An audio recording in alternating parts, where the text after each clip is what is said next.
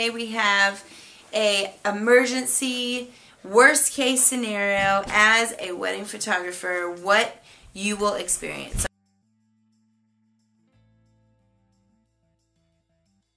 I am in a photography group on Facebook. It has 60,000 members in it, all over the country, all over the world. Different wedding professionals, wedding planners, photographers, videographers, creatives in general.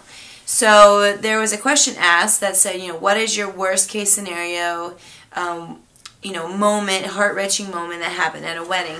And like over 200, 300, 300 people responded with all of their worst case scenario, stories. So I wrote on there and I said, is there anybody, does anybody mind if I just anonymously use this as a blog post for other people, other future creatives, so they know what to look out for as a wedding professional? So here we go. So this person wrote about how at the wedding they were shooting the ceremony and they passed out literally in the middle of the ceremony and fell into the uncle and had all their gear on them, and they had to check them to make sure that they're okay and stop the ceremony. And this person wrote, they're so glad that they don't do weddings by themselves anymore. So if you are shooting weddings by yourselves, you probably would want to have an assistant with you. I personally never shoot weddings by myself anymore. Very, very good. Always have an assistant or a second shooter with you at all times. You never want to shoot a wedding by yourself. All right, one person wrote that they only had one camera to shoot a wedding, and they thought they would be fine. It was a brand new camera, literally opened up. They opened up the box like the night before to get it ready for the weddings, to say, no problems, a brand new camera, I'll never have any problems. And lo and behold, in the middle of shooting the ceremony, the mirror falls out of the camera, and it actually ka-clunk falls out into the actual, inside of the camera. So she has to run, figure out why. She opens up, the camera, like took the lens off and saw that the mirror had fallen. And then she's freaking out. She doesn't know what to do. So she finds glue at the ceremony venue and puts it in there. Well, it's like Elmer's glue. So she has this camera that she glued with Elmer's glue, the mirror on the inside of the camera, and it did fine for like family portraits, but then 15 minutes after that it starts smoking on the inside of her camera because of course the glue is burning. So she has this camera, she's down, like pretty much down a camera. She has no way of finishing the rest of the wedding. Fortunately, the DJ has a backup camera that was from way back when in his car, and she was able to use, fortunately it was Canon, so she was able to use her same lens on this old camera. So it all worked out. So always, always, always have a second camera, even if it's in your car, even if it's 5 years old. You never know. Make sure the battery's charged. You never know what's going to happen next. This person wrote about how they had a camera that only had one memory card slot. One memory card slot. Okay, so most enthusiast cameras or crop frame cameras, like maybe the Nikon, 5100 or 3100 or something like that, or the Canon Rebel, you're only going to have one memory card slot. Now, it'd probably be okay, but what if something happens to that memory card?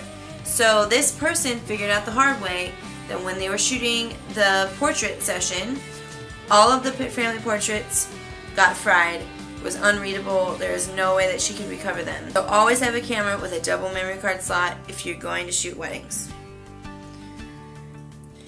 This person was shooting a wedding, and they had a black rabbit strap on, but the black rabbit strap got untwisted from the camera and actually dropped because of that. It got untwisted, got loose, and so the camera with the lens, it had a 7200 lens, so this is like, thousands of dollars worth of equipment, dropped right on the floor in the middle of the first dance, kaplunk.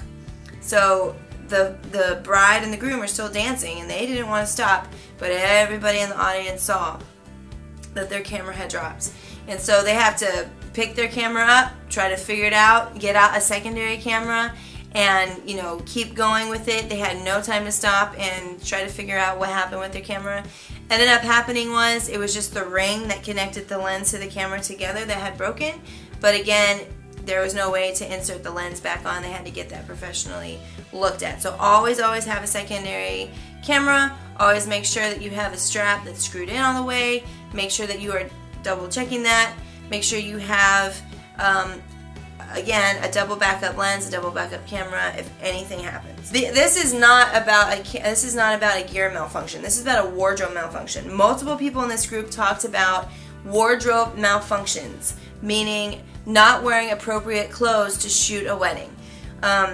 Multiple people wrote about buttons, pants ripping, because when you are taking wedding photography, you are bending down, you're squatting, you're running around the building, and you do have to look professional, but you do have to think, I need to be comfortable. I need to be able to bend, I need to be able to stretch, I need to be able to get down, get the ring shot, go down the aisle. So multiple people in this group talked about their pants splitting, shirts opening up, bra straps snapping.